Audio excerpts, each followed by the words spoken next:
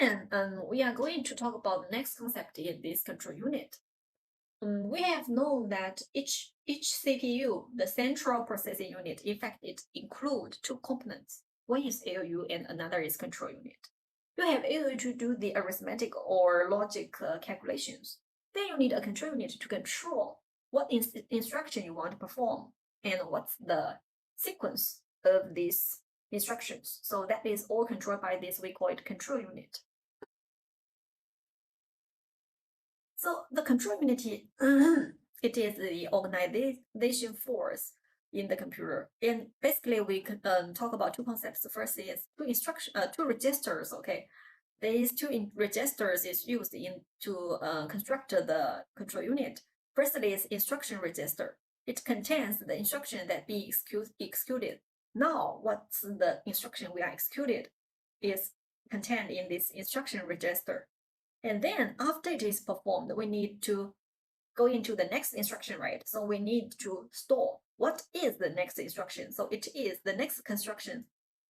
The address of the next construction is contained in this another register. We call it program counter, PC, okay? In fact, the PC each time it's +1, and then it represents the address of the next instructions. Okay. So we introduce one more concept beside this register. That is, we use latch in the computer to store the information. Okay, how we store these instructions in this register, we use a concept which is called latch. So latch, because it latches onto a particular value and stay that way. Okay, it can stay, it can be stored. So the action of putting data into memory is called writing, whereas getting the data we call it reading.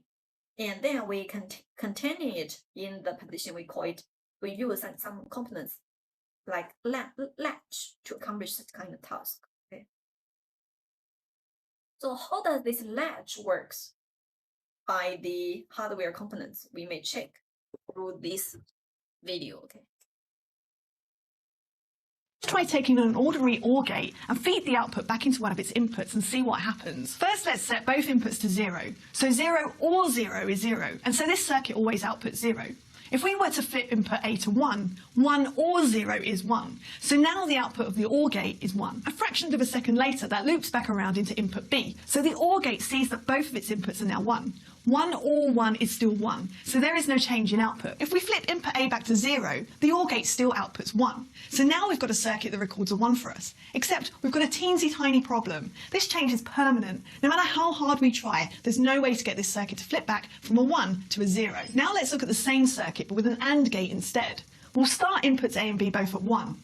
1 and 1 outputs 1 forever. But if we then flip input A to 0 because it's an AND gate, the output will go to 0. So this circuit records a 0, the opposite of our other circuit. Like before, no matter what input we apply to input A afterwards, the circuit will always output 0. Now we've got the circuits that can record both zeros and ones. The key to making this a useful piece of memory is to combine our two circuits into what's called the AND/OR latch. It has two inputs, a set input which sets the output to a 1 and a reset input which resets the output to a 0. If set and reset are both 0, the circuit just outputs whatever was last put in it. In other words, it remembers a single bit of information.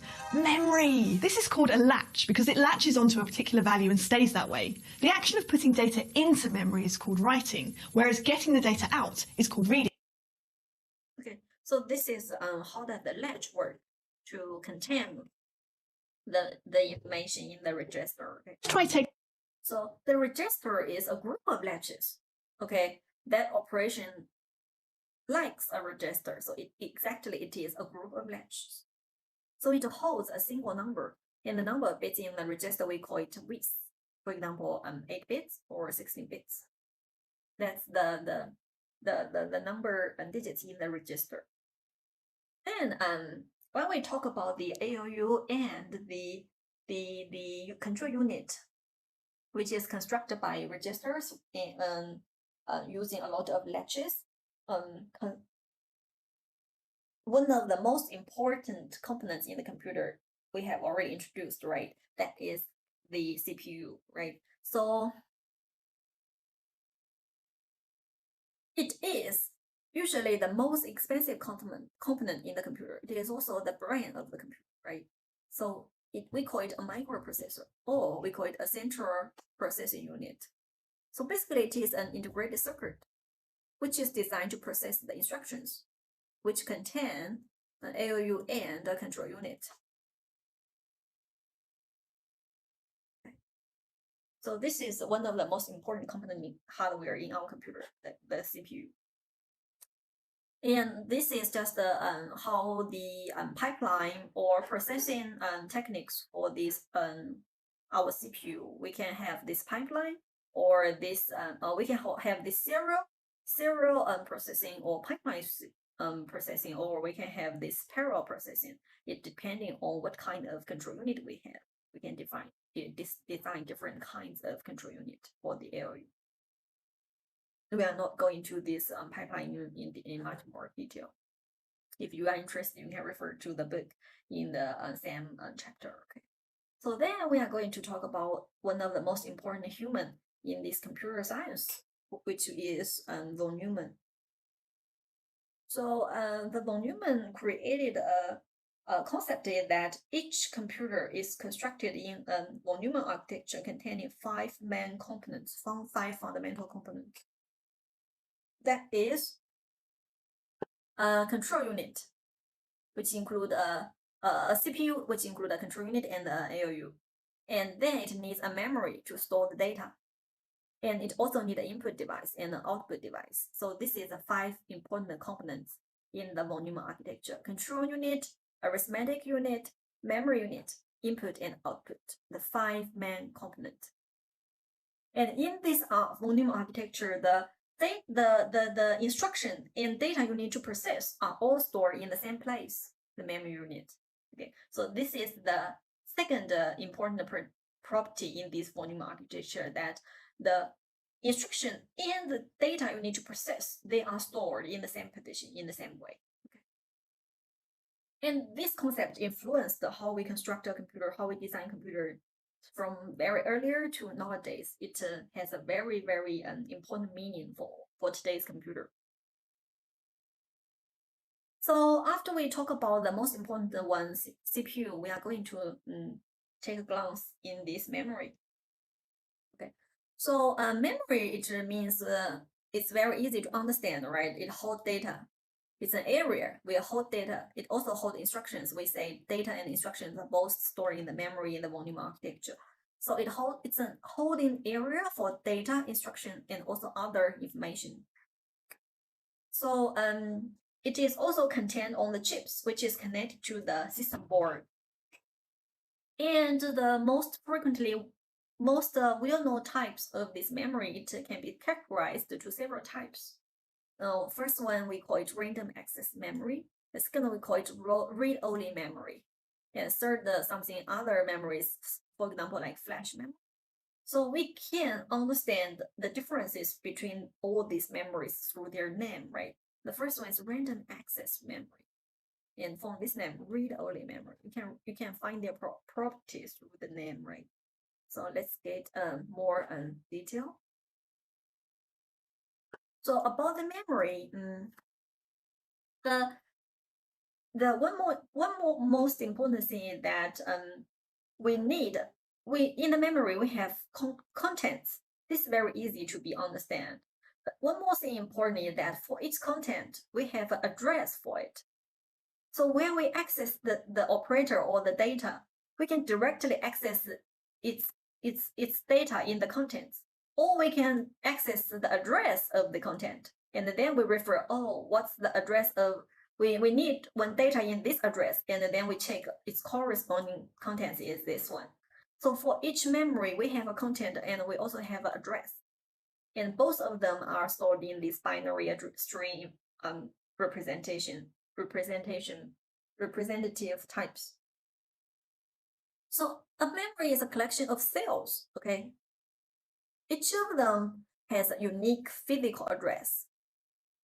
For example, it's just like each of you who has a student ID, okay? Each of you have a unique, specific code to address. Okay, and then both the address and contents are in these binary strings. Okay, so for example, this is the content and this is the bit position, okay, from 0 to 7. So this is 8 bits. So this is the content. And for each content, you have a relevant or responding address. So in this random access memory, that means memory in each location can be accessed and changed. Okay, you can both access and change the contents in each location. But in the read-only memory, you can only access. You cannot change each location. Okay, so usually some originally installed most information, something like operating systems or something like that. Original very important data or software or program are stored in this read-only memory about the system. And then this is the first thing, they are different. That they can be accessed or changed, they are different. We can understand through their name, right? This is the first thing difference. The second thing difference is about the violet. In fact, the random access memory is violet, but the read-only memory is not violet. That means if the power is off, the contents in the read-only memory still stays, but the contents in the random access memory will go. Okay, it will be missed. So these two important differences are between this RAM and ROM. So this is a glance of this RAM. Okay, so the RAM chips, you can buy this through the internet or through any computer shops, which is nowadays the capacity is larger and larger and the price is lower and lower. So basically in our motherboard or in your own computer, you can add additional RAM. Okay, you can add additional RAM by yourself using an expansion model called DIMM, which means drawing line memory model, to expand your own computer. And we will just skip this one. And for the ROM, which one usually here I want to emphasize is that, for example, some special instructions are stored in this ROM, read-only memory. For example, how to start the computer, how to access the memory, how to handle keyboard input. Such kind of special instructions are contained in this read-only memory, which cannot be changed and will not disappear after the power is off. Okay. And another is like the flash memory, which is a non-violet memory, and it can be easily erased and rewritten, okay, as an additional one. Here we show an USB as an example. And then after the memory, we are going to talk about one important concept, is that bus. It's about the data flow of the information. You know, we said we have 5 main components in the volume architecture, right? We have CPU, the main memory, and input-output devices. How these components are connected is also one of the important things, right? So in the volume architecture, we use a bus to communicate the data from each component. Okay, so such kind of bus, we call it. It is a set of wires that connect all major sections. Okay, so we have a bus to connect all the components, and we have a control unit and an arithmetic unit, and we have memory, we have input and output, 5 main components in the volume architecture. So then we can boost our computer, we can launch it to do a lot of operations, right? So we use that kind of, we call it fetch execute cycle. It contains 4 parts, and it is a cycle. Firstly, we fetch an instruction. We decode what this instruction represents, and later in the future classes, we are going to talk detail about the instruction. What does each instruction represent? How the computer decode them and understand them into the binary representation. We will discuss this later in our future classes. So anyway, it has a process is to decode the instruction. Okay, And then, okay, I've got the instruction and I know how to